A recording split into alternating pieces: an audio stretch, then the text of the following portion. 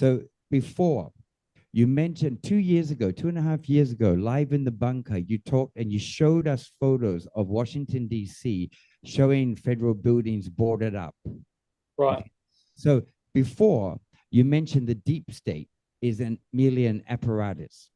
You mentioned that Trump is merely the point man for the military. Right.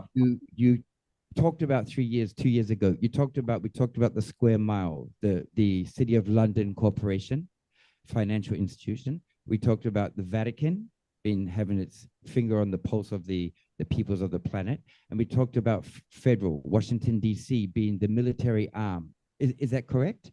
Yeah. Correct. Yep. Yes. And then today you mentioned Trump, you mentioned the deep state. So you mentioned the three phases. So exposure, disclosure, and justice. Okay. But you also mentioned the bloodlines, the 13 bloodlines.